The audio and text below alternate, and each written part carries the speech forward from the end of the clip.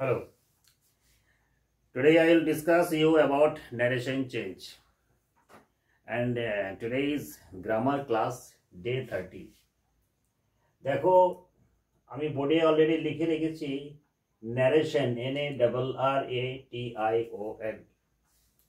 এই narration কথার मीनिंगটা কি, narration কথার मानेটা কি, narration का मतलब क्या है, ये सबसे पहले आप लोगों को जानना है। नरेशन के बांग्लाई बोला है उक्ति। क्या बोलता है? उक्ति। तो उक्ति की হয়তো অনেকেরই মনে প্রশ্ন থাকবে উক্তি কি। দেখো যখন কোনো মানুষ, যখন কোনো লোক নিজের মুখে কোনো কথা বলে, जब कोई इंसान अपना मुंह से किसी से कुछ भी कहता है तो मुंह से निकला हुआ वाणी, মুখনিসৃত কথা, সেইটাকেই বলা হয় উক্তি। এই ন্যারেশন সাধারণত দু রকমের হয়। Narration is mainly two types, direct narration, indirect narration. অর্থাৎ প্রত্যক্ষ উক্তি এবং পরোক্ষ উক্তি। কোনো বক্তা, কোনো লোক যে কথাগুলো বলে সরাসরি সেই কথাগুলোকে যখন আমরা কাউকে বলা করাই বা বলি, সেটা হচ্ছে ডাইরেক্ট। আবার ওর কথাগুলো যখন অন্য কেউ বলে থাকে তখন সেটা হচ্ছে ইনডাইরেক্ট। এই ব্যাপারটাকে আরো ক্লিয়ার কাট যদি আমি করতে চাই, ক্লিয়ার করাতে চাই, তাহলে বলতে হয় একটা, ধরো আমি একটা এক্সাম্পল লিখে দেখাচ্ছি। RAVI, Ravi SAYS says, comma quotation, फिर I am ready READY, quotation close, full stop। এই যে ধরো এই সেন্টেন্সটা, এই রবি সেজ, এটা একটা পার্ট, ইনভার্টেড কমার ভেতরে আই এম রেডি, এটা একটা পার্ট। তাহলে এটাকে আমরা কোন ন্যারেশনের মধ্যে ফেলতে পারি? এটাকে আমরা বলতে পারি ডাইরেক্ট ন্যারেশন। কেন ডাইরেক্ট ন্যারেশন? কারণ এই যে কথাটা আই এম রেডি, এই যে স্পিচ কাহা হ্যায়, এই যে কথাটা বলেছে, এটা কে বলেছে? এ বলেছে রবি। তাহলে রবি কি? রবি হচ্ছে বক্তা, যাকে আমরা বলি रिपोर्टर, REPORTER। तो ये जो आई एम रेडी, ये जो स्पीच दिया है, এই যে কথাটা বলা হয়েছে, এই কথাটা কে বলেছে? এই কথাটা বলেছে রবি। তাহলে রবি হচ্ছে রিপোর্টার। আর এই রিপোর্টার যে কথাটা বলেছে, অর্থাৎ এই যে অংশটা আই এম রেডি, এই যে সেন্টেন্সটা, এটা হচ্ছে रिपोर्टिंग भार्ब। ये क्या है? रिपोर्टिंग, REPORTING, फिर VERB, भाव। तो रिपोर्टिंग भाव। तो एक पार्ट हुआ रिपोर्टर, एक पार्ट हुआ रिपोर्टिंग भार्ब। लेकिन ये जो कथा, ये जो कथन, ये कथन बोलने के लिए रिपोर्टर कोई भार्ब का इस्तेमाल किया है। এই কথাটা বলার জন্য রিপোর্টার একটা ভার্বের ব্যবহার করেছে। সেই ভার্বটা কি? এই ভার্বটা কি নাম আছে? SAYS। তাহলে এর কি নাম? এর নাম হচ্ছে রিপোর্টিং, REPORTING, फिर VERB, ভাব। তাহলে কি হচ্ছে? সরি, একটা জিনিস ভুল হচ্ছে, এটা রিপোর্টেড স্পিচ, একটা জিনিস ভুল করেছি আমি। এটা এই যে এটা রবি হচ্ছে রিপোর্টার, এটা হচ্ছে রিপোর্টিং ভার্ব, আর আই এম রেডি এটা হচ্ছে reported speech, REPORTED, speech SPEECH। मैंने गलती होने के लिए मैं माफी चाहता हूं।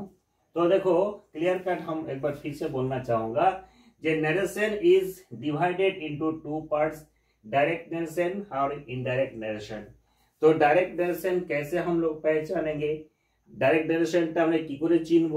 ডাইরেক্ট নারেশন চেনার একটা খুব ভালো বা বড় লক্ষণ হচ্ছে, যখন কোনো ন্যারেশন থাকবে, এই ন্যারেশনের মধ্যে এই যে কমা এই যে কোটেশন, তারপরে কোশ্চেন মার্ক, এইগুলো डायरेक्ट नरेशन में থাকে। माने डायरेक्ट नरेशन में कॉमा रहेगा, कोटेशन रहेगा, लेकिन जब comma, quotation, question mark, exclamation sign ये जब हटा दिया जाएगा तो इसको हम लोग क्या बोलेंगे, इनडायरेक्ट नरेशन। अगर कोई सवाल किया, प्रश्न किया जो how many types of narration, तो बोलना पड़ेगा narration is divided into 2 parts, direct narration and indirect narration. लेकिन अगर कोई पूछेगा कि ये जो डायरेक्ट नरेशन का एग्जांपल यहाँ दिया हुआ है, यह डायरेक्ट नरेशन का पार्ट कैठो है, तो एक डायरेक्ट नरेशन का पार्ट 3 को बोलेंगे। क्या क्या? 1 नंबर है रिपोर्टर, 2 नंबर में है रिपोर्टिंग वर्ब, और कॉमा या कोटेशन के अंदर जितना भी बड़ा सेंटेंस क्यों ना हो, कितना भी बड़ा सेंटेंस हो, मतलब फुल स्पीच और পুরো কথাটাকে, যে কথাটা কোটেশনের ভেতরে থাকবে সেটাকে আমরা কি বলবো, রিপোর্টেড স্পিচ। তো দেখো এই সেন্টেন্সটার মধ্যে রিপোর্টেড স্পিচটা কোথায় আছে, ডান দিকে আছে, राइट साइड में है, और रिपोर्टिंग वर्ब और रिपोर्टर किधर है, लेफ्ट साइड में है। लेकिन ऐसा बात नहीं है जे रिपोर्टेड स्पीच हमेशा राइट साइड में ही रहेगा। रिपोर्टेड स्पीच कभी कभी लेफ्ट साइड में भी हो सकता है। कैसे रहेगा, इसी को अगर हम लिखेंगे तो बोलना पड़ेगा जे I am ready says Ravi, ऐसा भी होगा। तो আমাদেরকে শুধু এটা জানতে হবে যে কোটেশনের ভেতরে যেটা থাকবে সেটা হচ্ছে রিপোর্টেড স্পিচ, আর কোটেশনের বাইরে যেটা থাকবে সেখানে দুটো অংশ থাকবে, একটা হচ্ছে রিপোর্টার আর একটা হচ্ছে রিপোর্টিং ভার্ব। তাহলে 3টে পার্ট হয়ে গেল, reporter, reporting verb, reported speech. Clear? এখন কথা হচ্ছে ক্লাস 7 বা 8-এ যে সমস্ত স্টুডেন্টরা पढ़े Bangla medium, Hindi medium, West Bengal board, Bihar board में अक्सर 7-8 से ही नरेशन चेंज सिलेबस में दिया रहता है। लेकिन इंग्लिश मीडियम, एसएससी बोर्ड बोलिए, सीबीएसई बोर्ड बोलिए, ये सब क्लास में क्लास 5 से ही नरेशन चेंज का स्टार्टिंग होता है। तो नरेशन चेंज मतलब क्या है, डायरेक्ट टू इनडायरेक्ट अथवा इनडायरेक्ट टू डायरेक्ट। देखो 1 number, Reena says I am happy. Reena says I am happy, আমি যে নিয়মটা এখনি বললাম সেই নিয়ম অনুসারে এখানে রিপোর্টেড স্পিচ হচ্ছে आई एम हैप्पी, আমি সুখী, मैं खुश हूं। তাহলে এই যে কোটেশনের ভেতরে এটা হচ্ছে রিপোর্টেড স্পিচ। কোটেশনের বাইরে দেখো দুটো ওয়ার্ড আছে, একটা হচ্ছে রিনা আর একটা হচ্ছে সেজ। তাহলে রিনাটা কে, রিনা হচ্ছে কোন একটা লেডির নাম, কোন একটা মহিলার নাম। তো রিনা এখানে কে, রিনা এখানে বক্তা বা রিনাই কথাটা বলছে, তার মানে রিনা হচ্ছে রিপোর্টার। রিনা রিপোর্ট করছে, কি রিপোর্ট করছে, যে আমি সুখী। তাহলে যে রিনা যে রিপোর্টটা করলো অর্থাৎ আই এম হ্যাপি, এটা হচ্ছে রিপোর্টেড স্পিচ। আর রিপোর্টেড স্পিচটা কে করেছে, রিনা করেছে। তা রিনা হচ্ছে রিপোর্টার। কিন্তু এই যে রিপোর্টার যে স্পিচটা দিল কার সাহায্যে দিল, একটা ভার্বের সাহায্যে। এখানে যে সেজ লেখা আছে সেজ, এই সেজটা হচ্ছে একটা ভার্ব। এই ভার্বটার নাম কি, এই ভার্বটার নাম হচ্ছে রিপোর্টিং ভার্ব। কিন্তু আমাদের क्वेश्चन হচ্ছে যখন আমরা नरेशन चेंज করব, जब हम लोग नरेशन चेंज करेंगे, नरेशन चेंज करने के लिए हम लोगों को कुछ रूल फॉलो करना पड़ता है। सेंटेंस का टेंस देखना पड़ता है, सेंटेंस का पर्सन देखना पड़ता है, कौन टेंस में रहने से कौन टेंस में बदलता है, इसका कुछ रूल है, वो हम लिखा देंगे। ये भी हम लोगों को देखना पड़ता है। तो यहाँ देखो এই যে রিনা সেজ, এটা কোন টেন্সে আছে, এটা হচ্ছে প্রেজেন্ট টেন্সে। তারপর দেখো 2 নম্বরে, Rita will say I will go, Rita বলবে আমি যাব। তাহলে এটা এই যে আই উইল গো আমি যাব, এটা হচ্ছে রিপোর্টেড স্পিচ। রিতাটাকে, রিতা হচ্ছে রিপোর্টার, আর উইল সে সেটা হচ্ছে এখানে রিপোর্টিং ভার্ব। নাম্বার 3 দেখো, Riya said, Riya said I play hockey. রিয়া বলল আমি হকি খেলি।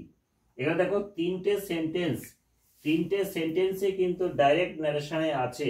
কি করে বুঝলাম ডাইরেক্ট ন্যারেশনে আছে? দেখো প্রত্যেকটা সেন্টেন্সে কমা আছে, কোটেশন দেওয়া আছে, মানে ডাইরেক্ট ন্যারেশন আছে। কিন্তু প্রত্যেকটা টেন্সের টেন্স কিন্তু আলাদা, টেন্স ইজ ডিফারেন্ট। এখানে আই এম হ্যাপি এটা হচ্ছে present tense, I will go এটা হচ্ছে simple future tense, I play hockey আমি হকি খেলি এটাও সিম্পল প্রেজেন্ট টেন্স। এখানে দেখো রিনা সেজ, এখানে আছে রিতা উইল সে, এখানে আছে রিয়া সেড, এটা সেড আছে, এটা উইল সে আছে, এটা শুধুমাত্র সেজ আছে। তাহলে তিনটে রিপোর্টিং ভার্ব কিন্তু 3 রকমের আছে। প্রথমেরটা আছে সিম্পল প্রেজেন্ট টেন্সে, তারপরটা আছে সিম্পল ফিউচার টেন্সে আছে, এটা কি আছে সিম্পল পাস্টে আছে। আমাদেরকে দুটো রুল মনে রাখতে হবে। আমি তোমাদেরকে বলে দিই রুলটা, আমি ডেস্কটপ মানে আমার এতে লিখে রাখবো, ডেসক্রিপটিভ বক্সে আমরা লিখে দিয়ে দেবো, তোমরা লিখে নেবে। রুলটা আমি ডেসক্রিপশনে দিয়ে দেবো। রুল নাম্বার 1, রুল নাম্বার 2 কি হয় তবু আমি বলে দিই, শুনে নাও। রুল নাম্বার 1-এ লেখা আছে, if the reporting verb is in present tense or in future tense, the tense of reported speech does not change. আবার বলি, if the reporting verb is in present tense or in future tense, the tense of the reported speech doesn't change. অর্থাৎ reporting ভার্বটা যদি present টেন্সে থাকে বা future টেন্সে থাকে, তাহলে রিপোর্টেড স্পিচের যে টেন্স তার মধ্যে কোনো রকম পরিবর্তন হয় না। যেমন ধরো এই যে লেখা আছে রিনা সেজ আই এম হ্যাপি, এর মধ্যে রিপোর্টিং ভার্ব কোনটা? রিপোর্টিং ভার্বটা হচ্ছে সেজ। সেজটা কোন টেন্সে আছে? প্রেজেন্ট টেন্সে আছে। আমি রুল নাম্বার 1-এ কি বললাম? যদি রিপোর্টিং ভার্বটা প্রেজেন্ট টেন্সে থাকে বা ফিউচার টেন্সে থাকে, মানে এটা থাকলেও হতো রিতা উইল সে, এটা ফিউচারে আছে, এটা প্রেজেন্টে আছে, তাহলে প্রেজেন্ট থাকলেও এই টেন্সটা কোনো পরিবর্তন হবে না, ফিউচার টেন্স থাকলেও এই টেন্সটার কোনো পরিবর্তন হবে না। কিন্তু রুল নাম্বার 2-এ কি বলা আছে? If the reporting verb is in the past tense, the tense of the reported speech is changed. যদি রিপোর্টিং ভার্বটা পাস্ট টেন্সে হয়, যেমন এটা এই যে রিয়া সেড, সেডটা পাস্ট টেন্সে আছে, তাহলে সেড যখন পাস্ট টেন্সে থাকবে তখন রিপোর্টেড স্পিচ অর্থাৎ এই যে সেন্টেন্সটা আছে এই সেন্টেন্সটার যে টেন্স সেই টেন্সটা কিন্তু চেঞ্জ হয়। মনে থাকবে, এই চেঞ্জ হবার কিন্তু আবার কিছু নিয়ম আছে। সিম্পল প্রেজেন্ট হলে সিম্পল পাস্ট হয়ে যাবে, প্রেজেন্ট কন্টিনিউয়াস হলে পাস্ট কন্টিনিউয়াস হয়ে যাবে, প্রেজেন্ট পারফেক্ট হলে পাস্ট পারফেক্ট হয়ে যাবে, প্রেজেন্ট পারফেক্ট কন্টিনিউয়াস থাকলে হয়ে যাবে পাস্ট পারফেক্ট কন্টিনিউয়াস টেন্স। এই প্রত্যেকটা রুল, প্রত্যেকটা নিয়ম আমি ডেসক্রিপশন বক্সে দিয়ে দেবো তোমাদের জন্য। এখন কথা হচ্ছে এই যে নাম্বার 1টা দেখো, রিনা সেজ আই এম হ্যাপি, তাহলে এটাকে যখন আমরা ডাইরেক্ট ন্যারেশনে করব অর্থাৎ ন্যারেশন চেঞ্জ করব, এই যে রিনা সেজ যেমন আছে তেমন লেখো, RINA, রিনা SAYS, সেজ, রিনা সেজ। মনে রাখতে হবে যখন আমরা ডাইরেক্ট থেকে ইনডাইরেক্টে করব তখন এই যে কমা এবং কোটেশন এগুলোকে তুলে দিতে হয়, উঠে যায়। তাহলে কি লাগাতে হবে? এখানে একটা দ্যাট আনতে হবে। রিনা সেজ মানে রিনা বলে, এটাও ঠিক তাই হলো, রিনা বলে। দ্যাট, এই দ্যাট ওয়ার্ডটার মানে হচ্ছে যে। এই যে আই, এই আইটা কে? আমি সুখী, এই আমিটা কে? আমিটা হচ্ছে রিনা। রিনা কোন পার্সন? Third person. কোন নাম্বার? সিঙ্গুলার নাম্বার, মানে থার্ড পার্সন সিঙ্গুলার। কোন জেন্ডারে আছে? ফেমিনাইন জেন্ডারে আছে, অর্থাৎ স্ত্রীলিঙ্গে আছে।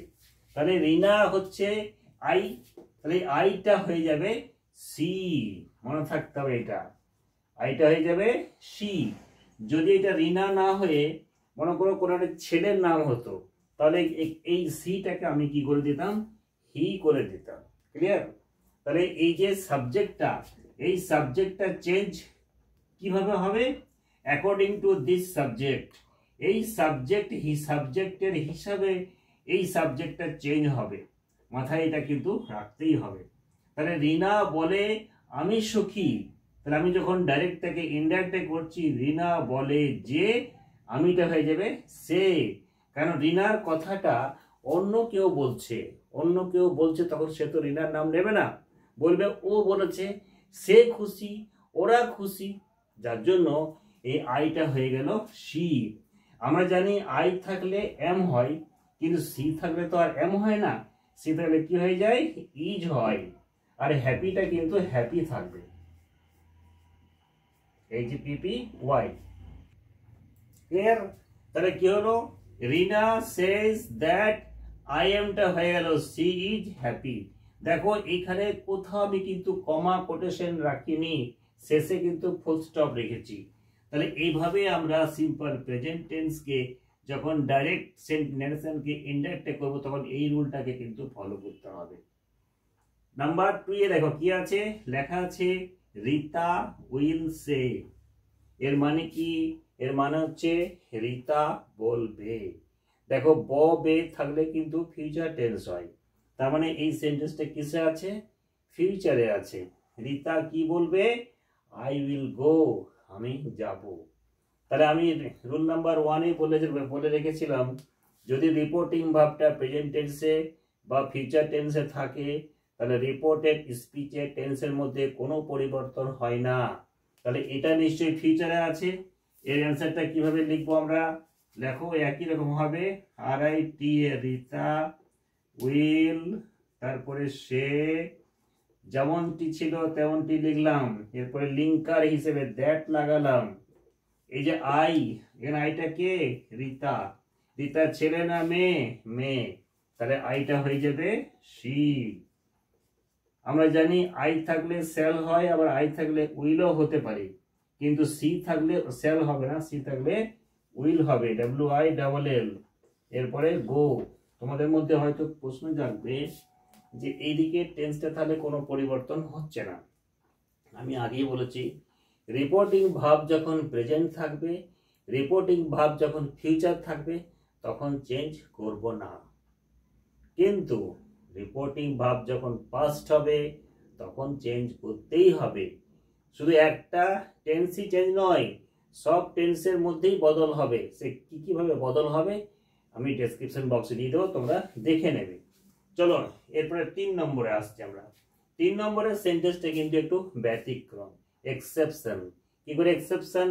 এটা দেখো রিপোর্টিং ভার্ব প্রেজেন্ট ছিল, এটা রিপোর্টিং ভার্ব ফিউচারে ছিল, এটা কিন্তু পাস্টে আছে।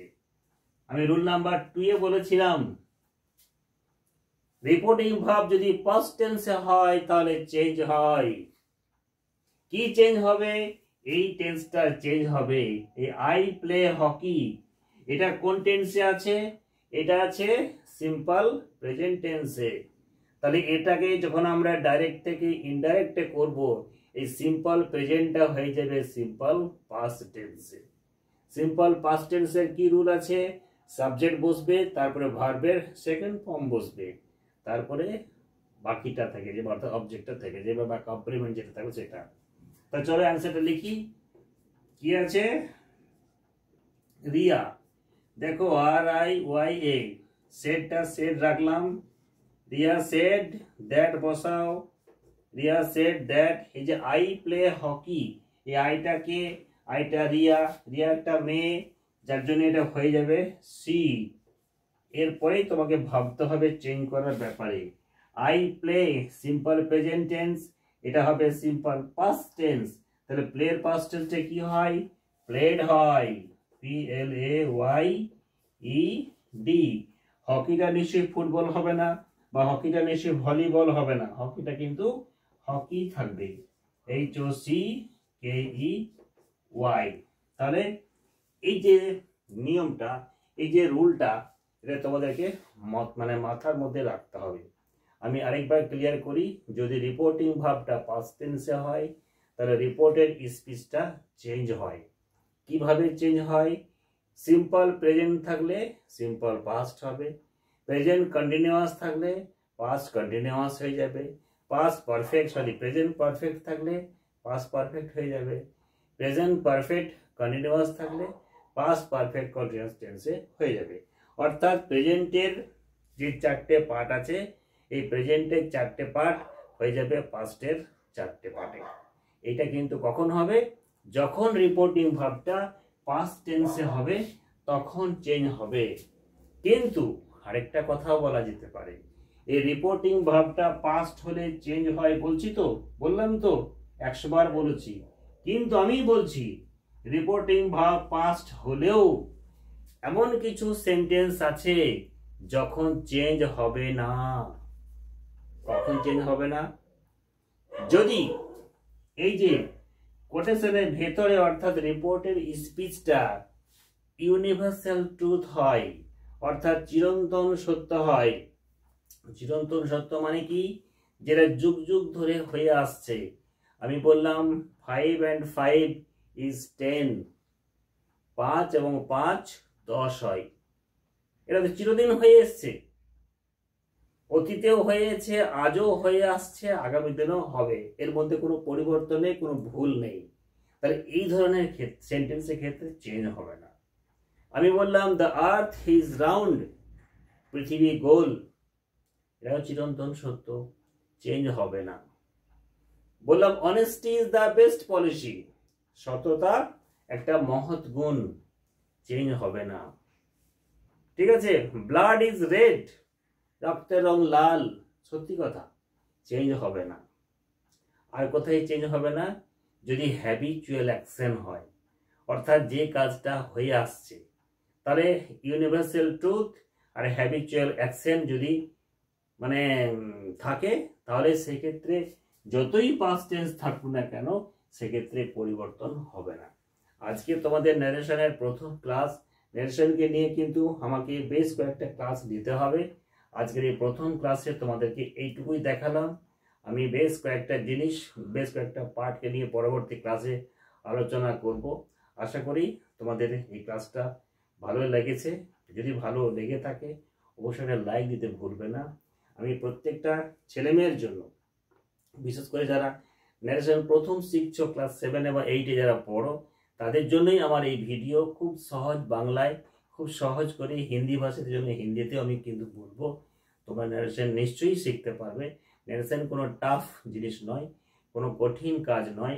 ন্যারেশনটাকে একটু বুঝতে হয়। ন্যারেশনকে শিখতে গেলে টেন্সের যে নিয়মটা মাথায় রাখতে হবে, পার্সনকে জানতে হবে, জেন্ডারকে জানতে হবে, তারপরে টেন্স তো অবশ্যই জানতে হচ্ছে, এবং কোন টেন্সটা কোন টেন্সে পরিবর্তন হচ্ছে সেটাও কিছু জানতে হবে। এর সাথে সাথে কিছু ওয়ার্ডকেও চেঞ্জ করতে হয়, যেমন দিসটাকে দ্যাট করতে হয়, দিজ থাকলে দোজ করতে হয়, হেয়ার থাকলে দেয়ার করতে হয়। এরকম কিছু লিস্ট আমি তোমাদেরকে ডেসক্রিপশন বক্সে দেব বা বোর্ডের মধ্যেও লিখিয়ে দেব। তোমরা সেগুলোকে স্ক্রিনশট নিয়ে রেখে নেবে বা মুখস্থ করে নেবে। দেখবে ন্যারেশনটা কিন্তু খুব সহজ লাগবে। তো চলো, আজকে ক্লাসটা আমি বেশি লম্বা করছি না, এখানে শেষ করছি। বাই।